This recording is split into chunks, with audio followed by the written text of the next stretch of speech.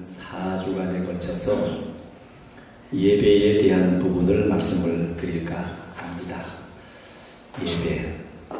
우리 다음 주는 찬양, 그 다음 주는 기도. 하여간 이렇게 예배에 대한 부분을 말씀을 생각하려고 합니다. 오늘은 예배에 대한 부분을 말씀을 좀 나눌까 생각합니다. 자, 예배라고 하는 건 한마디로 설명을 드리기는 참 어렵습니다. 사랑이 무엇이냐, 그 한마디로 설명하기 어렵듯이 예배에 대한 부분이 예배는 이거다 하고 여러분에게 이렇게 보여드리기가 쉽지 않습니다. 그러나 이 예배라고 하는 것은 신앙생활 중에 가장 중요한 부분 중에 하나입니다. 그죠? 예배. 그래서 예배가 회복되어져야 나머지가 다 회복됩니다. 그래서 이 교회 안에서는 무엇을 하든지 예배 중심입니다. 한국 교회가 특별히 예배 중심의 신앙이었습니다.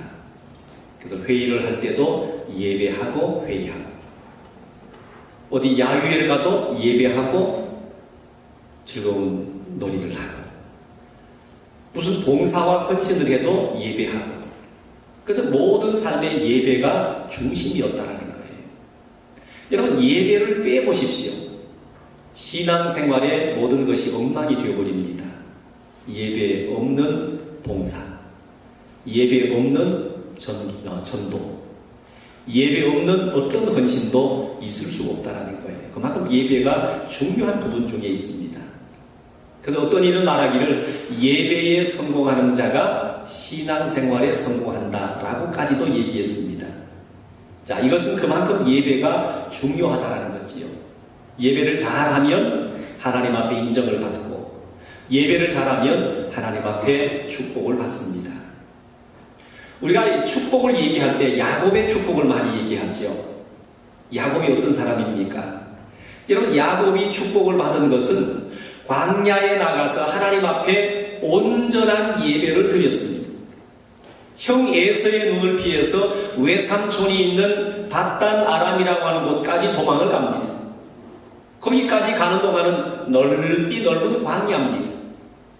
자, 이 광야 며칠을 가야 되는데 가다가 그 광야에서 잠을 자게 되었습니다. 잠을 자는데 꿈인지 생신지 환상 중에 사닥다리가 하늘에서 쭉 내려오는데 천사들이 오르락 내리락 하는 것을 보았습니다. 너무 감격스럽고 감동이 되어서 그 다음날 아침 일어나서 자기가 누웠던 그 자리에 돌 기둥을 하나 뚝 세워놓고 거기서 하나님 앞에 예배를 드립니다. 그 하나님 앞에 예배를 드릴 때에 하나님의 음성이 하늘로부터 들립니다. 나는 너의 할아버지 아브라함의 하나님이다. 나는 너의 아버지 이삭의 하나님이다. 자, 그래서 그 자리에 돌 기둥을 세워놓은 것을 베델이라고 부릅니다. 베델, 하나님의 집. 자, 하나님께서 그 야곱의 예배를 받으신 다음에 야곱에게 이런 약속을 합니다. 자, 내가 너와 함께 하겠다. 네가 어디로 가든지 내가 너와 함께하고, 네가 어디로 가든지 내가 너를 지켜줄 거다. 네가 다시 너의 고향 땅으로 돌아오게까지 내가 허락한 것을 다 이루기까지 나는 너를 떠나지 아니할 거다. 하나님이 함께 하시겠다고 하는 약속을 야곱에게 부어주십니다. 여러분, 야곱이 받은 축복은 무엇 때문이라고 해요? 하나님이 함께 하신 것 때문에 그런 풍성한 축복을 받았습니다. 자, 예배 그러면 또 아브라함을 얘기할 수 있죠. 믿음의 조상 아브라함. 그 믿음이 인정받은 것을 보면 모리아 산에 가서 이삭을 제물로 잡아서 드리려던 그 예배를 통해서 하나님 앞에 인정을 받습니다. 3일 길이나 되는 모리아 산으로 가서 이삭을 결박하고 이 이삭을 제물로 잡아서 드리는 그 이삭이 어떤 이삭입니까? 백세에 얻은 아들, 독자, 외아들.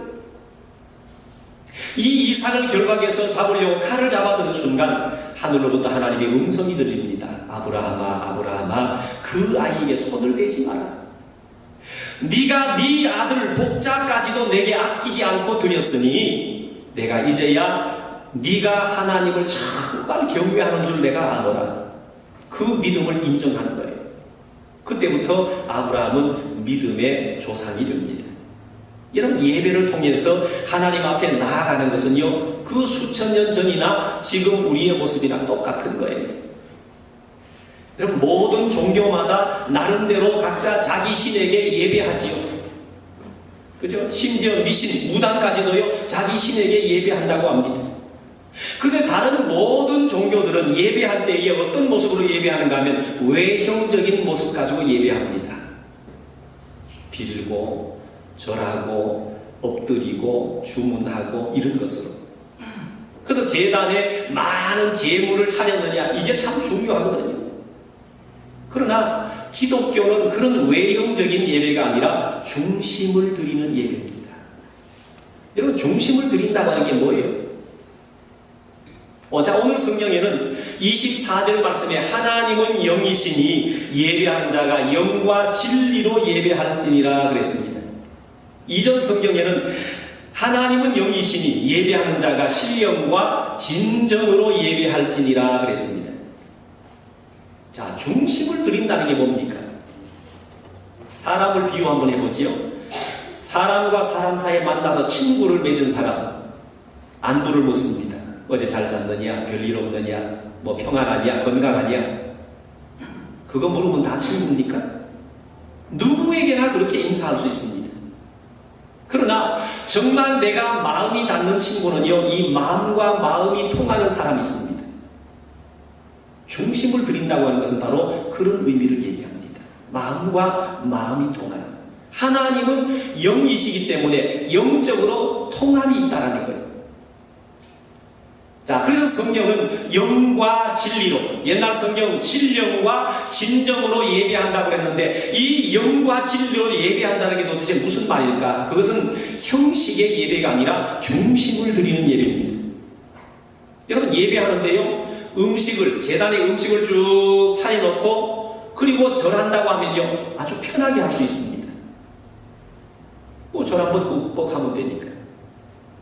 단순히 빌고 절하고 엎드리고 하면요, 편하게 할 수 있습니다. 그런데 하나님은 예배하는데 그렇게 하지 말라니까요. 영으로 예배해라. 중심을 들여 예배하라는 거예요. 도대체 어떻게 해야 중심을 드릴 수 있습니까?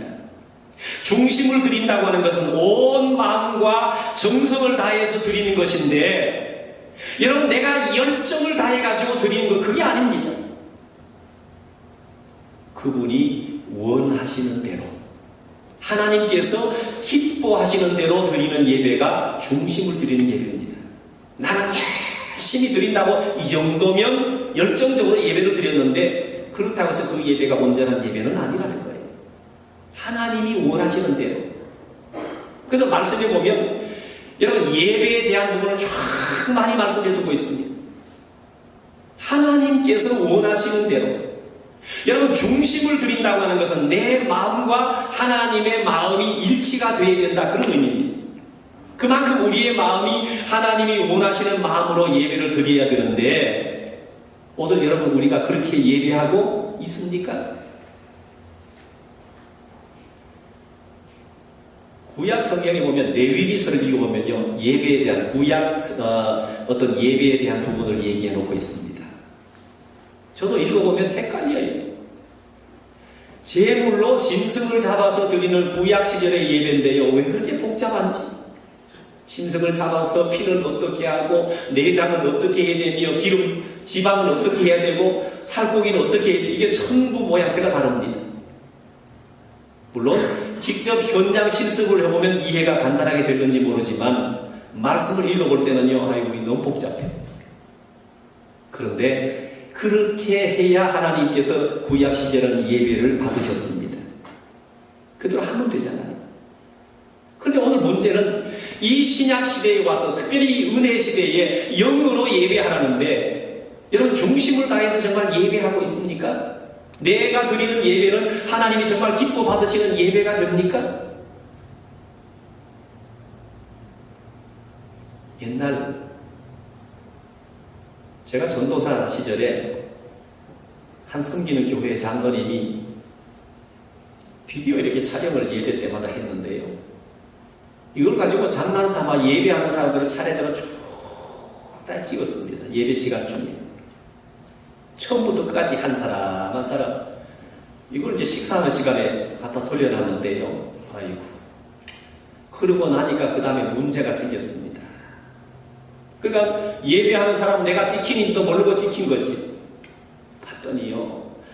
물론 예배를 집중해서 정말 하나님 앞에 중심을 들여 예배하는 사람도 있는가 하면 상당히 많은 사람들이요.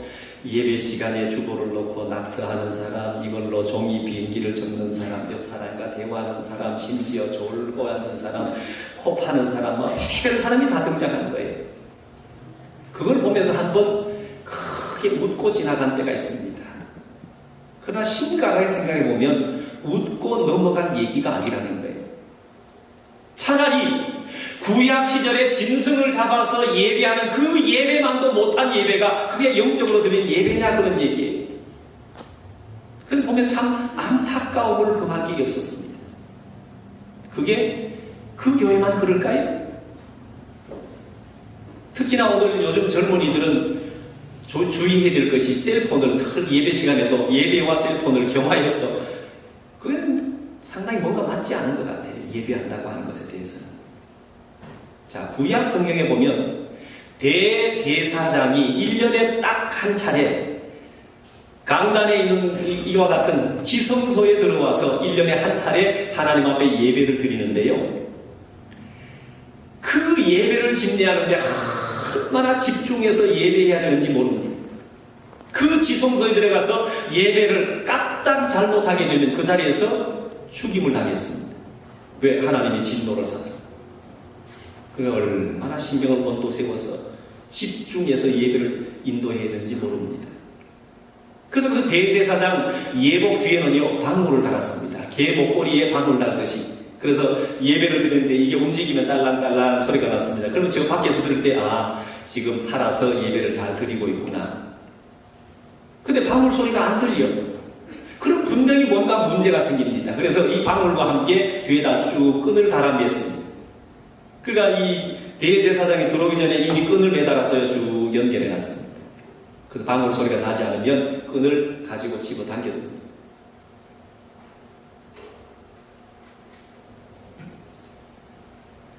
여러분, 예배에 중심을 드린다고 하는 것은 그만큼 예배를 집중하라는 얘기입니다.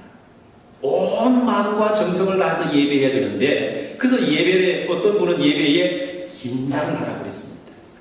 하나님 앞에 긴장된 마음으로. 자, 그리고 또 예배를 영으로 예배하는 것이 아니라 진리로도 예배하라고 했습니다. 진정으로, 진리로. 그러니까 내 마음 드는 대로 예배하는 게 아니라 하나님이 원하시는 대로 예배하라는 거예요. 그러니까 진리라고 하는 것은 곧 말씀이 기준입니다. 말씀으로. 그러니까 하나님이 기뻐하시는 예배가 뭘까? 말씀이 기준이 되는 예배로 드려야 된다는 거예요. 아무리 예배를 열정적으로 드린다고 해서 내가 만족한다고 해서 하나님이 기뻐 받으신 예배가 아닐 수 있잖아요. 자, 구약 성경 창세기 서두에 보면 아담 다음에 그 아들 가인과 아벨에 대한 얘기가 나옵니다. 그 가인과 아벨이 예배를 드린 얘기가 나오는데요. 가인은 농사 짓는 자였습니다. 동생 아벨은 양치는 사람이었습니다. 자, 한 사람은 농사 짓는 사람, 한 사람은 양치기 하는 사람. 나름대로 하나님 앞에 각자 제단을 쌓고 예배를 드는데요. 자기에게 주어진 소산물로 정성껏 예배를 드렸습니다. 그러니까 당연히 가인은 곡식 내지 채소를 준비해가지고 드렸을 겁니다. 많은 사람이 혼동을 합니다. 가인은 예배를 불성실하게 드렸나 보다. 아닙니다. 자기에게 주어진 것 가지고 하나님 앞에 최선을 다했습니다. 쓸모없이 버려지는 채소, 버려지는 썩은 곡식 가지고 드린 게 아닙니다. 자기에게 주어진 최선의 것을 가지고 예배를 드렸고요. 아벨은 양의 첫 새끼를 가지고 예배를 드렸다고 성경은 말씀해주고 있습니다. 자, 나름대로 정성을 드렸는데, 나름대로 열심히 예배했는데, 자, 이 정도면 만족하다고 생각했는데 주어진 결과는 뭔가 하면 하나님께서 동생 아벨의 예배는 받으셨는데 가인의 예배는 받지 않으신 데 문제가 있습니다. 자, 이 문제 때문에 창조 이후에 최초로 형제들끼리 살인극이 벌어지는 결과가 벌어졌습니다.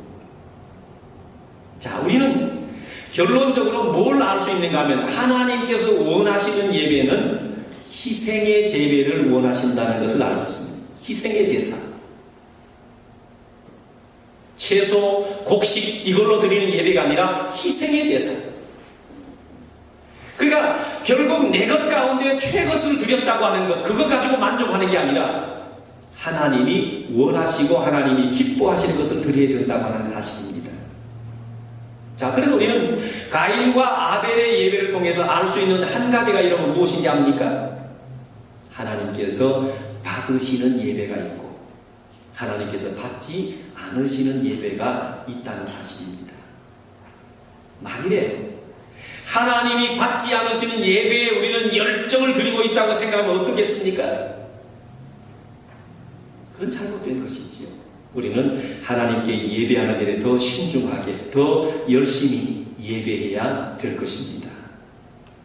자, 창조일에 지금까지 역사를 쭉 훑어보면요, 어쩌면 하나님의 역사는 예배의 역사라고 해도 틀리지 않을 겁니다. 자, 모든 믿음의 사람들, 하나님이 부르시는 모든 사람들은 하나님께 예배할 줄 아는 사람이었습니다. 자, 하나님이 부르신 사람들은요, 하나님 앞에 예배를 소홀히 하지 않았습니다. 성경 보십시오. 죽은 아벨 대신에 태어난 아들이 에노스라고 하는 아들인데요, 그 에노스가 하나님 앞에 예배하면서 비로소 처음으로 하나님의 이름을 불렀다 그랬습니다. 예배하면서 하나님의 이름을 부르기 시작했습니다. 하나님이여, 나의 예배를 받아주옵소서. 그렇게 하나님 이름을 불렀습니다. 노아가 홍수가 다 끝나고요, 방주에서 첫 나오는 첫 순간 뭐부터 했느냐? 예배부터 드렸더라고요. 믿음의 조상 아브라함이 하나님의 부르심을 받고 그 자기의 고향을 떠나가지고 가나안 땅까지 오는데요, 하루하루 이동하면서 머무르는 장소마다 예배를 드리면서 남쪽으로 옮겨갔다 그랬습니다.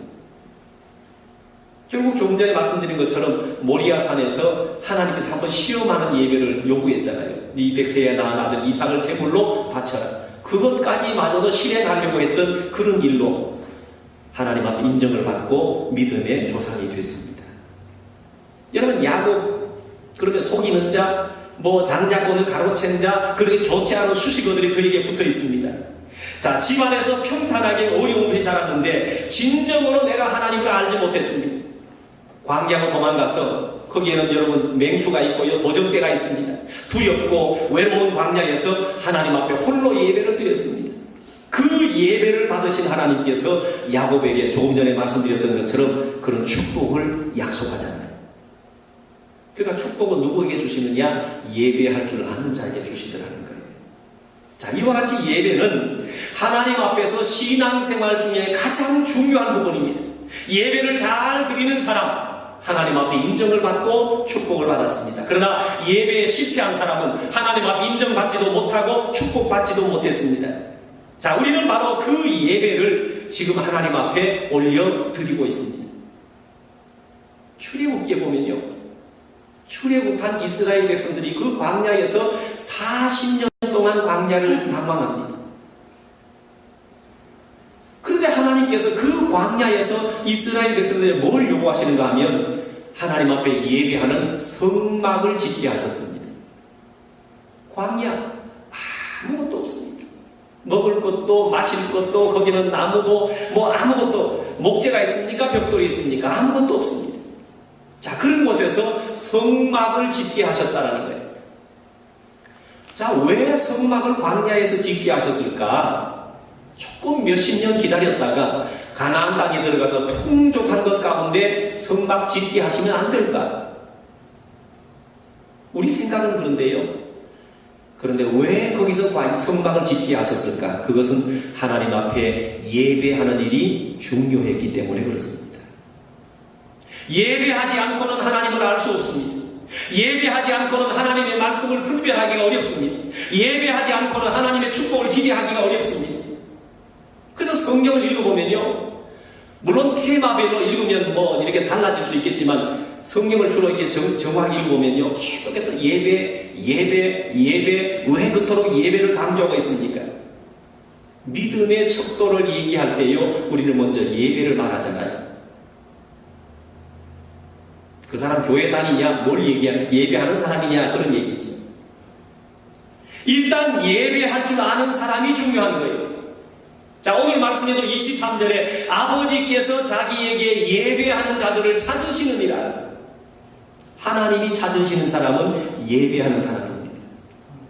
자, 이런 예배를 성경을 얘기하면 한도 끝도 없겠지요. 자, 구약 성경의 중심 인물은요, 다윗입니다. 다윗이 그래서 굉장한 사람이에요. 그래서 신약 성경을 시작하면서도 아브라함과 다윗의 자손 예수 그리스도의 세계라 그러잖아요. 아브라함은 믿음의 조상이니까 그렇다 치더라도 다윗이 왜 거기 들어갔을까? 다윗이요, 구약 성경의 중심 인물이었습니다.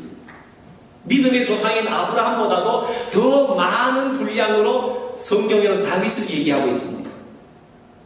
자, 다윗에 대해서 많은 할 얘기가 있겠지만 그 중에 하나를 얘기하라면 다윗은 예배하는 사람이었습니다. 다윗은 장수잖아요. 수많은 전쟁을 치루었던 장수인데 다윗 시대에 이스라엘이 역사상 가장 영토가 넓은 영토를 소유했던 때입니다. 자, 그런 다윗이 전쟁터에 나갈 때마다 승승장구했습니다. 한 번도 패전이 없었습니다. 그런데 전쟁에 승리하면 반드시 예루살렘으로 다시 돌아와서 예루살렘 성전에서 반드시 예배했다는 거예요. 하나님 앞에 예배를 드리고 그리고 다시 전쟁터로 나갔습니다. 여러분, 다윗이 예배할 때 모습이 어떤지 압니까? 다윗은 예배할 때에 칼을 다 내려놓습니다. 자기 머리에서 던 투구를 벗어서 내려놓습니다. 그리고 예배했습니다. 다윗이 왕이 되었을 때는요, 하나님 앞에 나갈 때는 왕관을 벗어서 내려놓고 그리고 하나님 앞에 나갔습니다. 자, 그런 하나님께서 다윗을 사랑하시고 늘 그와 함께 하셨던 것은 바로 그가 하나님을 사랑하고 하나님 앞에 예배할 줄 아는 사람이었기 때문입니다.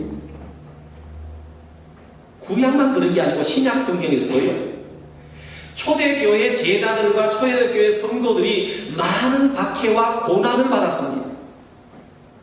예수 믿는다는 이유, 예수님을 전한다는 이유, 이런 박해를 받았습니다. 그런데도 저들은 모이면 예배하고 기도하고 찬양하고, 여러분, 그러나 박해의 시간이 좀 지나고 평안할 때에 예배해도 되지 않겠습니까? 그런데 그 박해의 순간에 그 고난을 무릅쓰고도 하나님 앞에 저들은 예배했습니다. 왜요? 예배가 중요하기 때문에. 여러분, 그것은 예배가 그만큼 중요하기 때문인데, 그러나 오늘 우리에게도 여러분, 예배해도 그런 고난과 박해가 주어지지 않음에도 불구하고 우리는 예배에 소홀한 이유가 도대체 무엇입니까? 그것은 예배에 대한 중요성을 모르기 때문입니다. 예배가 얼마나 중요한지를 여러분, 우리는 잘 모르고 살아간다는 거예요. 여러분, 예배가 중요하다면 가볍게 여기겠습니까? 하나님이 찾으시는 사람은 예배하는 사람입니다. 하나님이 선택하시고 하나님이 부르시는 사람은요, 언제나 예배하는 사람입니다. 예배가 무엇이길래 그렇게 예배를 강조합니까? 예배는 내가 하나님을 믿는다 하는 표현입니다. 여러분, 예배하러 이 자리에 나온 여러분들은요, 내가 하나님을 사랑합니다 하는 표현입니다. 하나님 믿는다고 하는 표현입니다. 예배는 내가 하나님을 사랑한다고 하는 고백입니다. 예배는 내가 하나님께 속했다고 하는 증거입니다. 내가 예배에 대해서 알고 예배를 받으시는 대상을 안다고 하는 것 굉장히 중요하잖아요. 오늘 말씀 22절을 보십시오. 너희는 알지 못하는 것을 예배하고 우리는 아는 것을 예배하노니 그랬습니다. 제가 부목사 생활할 때 서울에서 무당을 하나 전도한 일이 있습니다. 물론 한 권사님이 전도하려고 뜸을 다 들여놓고 맨 마지막에 가서 제가 무당에게 한마디 탁 하고 이제 코를 끼워가지고 끌고 나왔는데, 자, 이 무속신앙을 가진 사람들에게 제가 그때 많은 것을 깨달았습니다. 자기가 섬기는 신에 대해서 잘 알지 못한다는 거예요. 네가 섬기는 네 신이 어떤 신인지 아냐? 그러면 잘 모르는데 막연하게 정성을 들이면 복을 줄 것으로 생각합니다. 그래서 그 무당을 보니까요, 자기는 무당하는 게 너무 싫대. 자기 신에게 그냥 붙잡혀가지고 어쩔 수 없이 지금 무당을 하고 있는데 그게 싫대요. 그래서 신내림을 받는 것 그게 싫은데 그만두고 싶은데 자기 신에게 붙잡혀가지고 어쩔 수 없이 무당을 하고 있다라는 거예요. 그래서 네 신이 어떤 신이냐 물어보니까요, 잘 알질 못해. 그러나 우리 하나님은 어떤 하나님인지 하나님께서 직접 말씀해 준 것이 바로 이 성경이잖아요. 하나님이 천지를 창조하셨고요, 하나님께서 역사를 이끌어 오셨고요, 하나님께서 사람을 택하여 부르셨고요, 그 하나님을 통해서 역사를 이끌어가게 만드시는 것, 그게 하나님의 뜻인데, 자, 우리는 하나님의 말씀, 하나님의 능력, 하나님의 본의, 이것이 어떤 것인지를 성경을 통해 잘 알고 있습니다. 그 하나님께서 오늘 성경 안에 많은 사람을 택하여 부르셨던 것처럼 오늘 저와 여러분을 택하시고 부르셔서 예배하라고 그렇게 말씀하십니다. 자, 예배도 대충 정성을 쏟아봐라 그렇게 얘기하지 않고요, 레위기서를 보면 예배에 대한 것을 구체적으로 어떻게 해야 될 것을 그렇게 말씀해 주고 있습니다. 하나님의 말씀은 한마디 한마디가 얼마나 권능이 있는지 모릅니다. 수천 년이 지나서도 우리 하나님의 말씀은 1.1핵도 변함이 없도록 그렇게 역사를 다스려 오신 분입니다. 제 고백을 하나 해드릴까요? 30년 전 1월달 제가 결혼을 하고 살 신혼집을 구하는데 돈이 그렇게 넉넉지 않았습니다. 그러니까 방을 한 칸 얻을 수 있는 돈밖에 없었습니다. 그래서 제가 섬기는 교회 가까운 곳에다가 방을 하나 얻으려고 이리저리 다니다가 마침내 딱 맞는 방 하나를 구했습니다. 그래서 계약금을 주고 계약을 했는데 이제 결혼을 한 주간 앞두고 있습니다. 그 방을 좀 단장을 해줄 거 아니에요? 그것도 신혼방인데. 그래서 한국 문화대로 도배지를 사고 풀을 한 통 들고 빗자루와 걸레를 들고 친구 하나를 불러서 제 아내랑 같이 그렇게 이제 방에 도배를 하러 갔습니다. 우리는 이제 기대에 부푼 마음으로 여기가 이제 신혼집이다 하고 이제 도배를 하려고 딱 들어가서 주인을 만났는데, 주인이 아래 위를 한번 쭉 훑어보더니 지난번에 계약해놓고 아래 위를 쭉 훑어보더니 저에게 이런 질문을 던집니다. 당신 교회 믿느냐? 교회 믿느냐? 나도 그런 질문을 처음 받아봤는데요. 네 교회 다니냐? 그런 얘기. 예수 믿느냐? 그런 얘기입니다. 자, 그때 당시가 제가 신학교를 졸업하고 그 교회에 교육 전도사로 봉사하고 있던 때입니다. 그래서 요 아래 아무개 교회 전도사입니다 하고 그렇게 제 소개를 했더니 이분이 그때부터 손을 설레 흔들더니 우리 집안에 제단을 하나 모시고 있는데 교회 믿는 사람이 집에 들어오면 자기가 믿는 신이 자기 담장에다 발을 한쪽 쳐 얹어놓고 들어지도 않고 나가지도 않고 구경하고 있대네. 그래서 당신이 교회 믿는 사람이 오면 안 된다고. 그러면서 소금 갖다가요 이쪽 구석 저쪽 구석 막 뿌리고 다니는데 도저히 그 집에 들어갈 수가 없는 거예요. 자, 그래서 속으로 생각이 이제 계약금도 받아왔습니다. 계약금이 얼마를 더 줄까? 그래서 필요 없다. 그래서 계약금만 다시 이제 되받아서 나오는데, 되받아서 나오면서 한마디를 툭 던졌습니다. 예수 믿는 사람 하나에도 담장에서 발을 하나 탁 얹어놓고 들어오지도 못하는 그런 나약한 신을 왜 믿어? 왜 믿어? 안 그렇습니까, 여러분? 뭐 예수님이 오신 것도 아니고 예수 믿는 사람 하나가 쳐고 왔는데도 여러분 그거 집안 밖에서 들어오지도 못하는 그 신을 왜 믿느냐고요. 그래서 계약금을 이제 들고 또 어디서 방을 얻어야 되나 걱정도, 이제 결혼도 한 주간밖에 안 남았는데 그 걱정도 되는데요, 속으로는 마음에 신바람이 났습니다. 왜? 나를 그런 능력 있는 사람으로 봤나?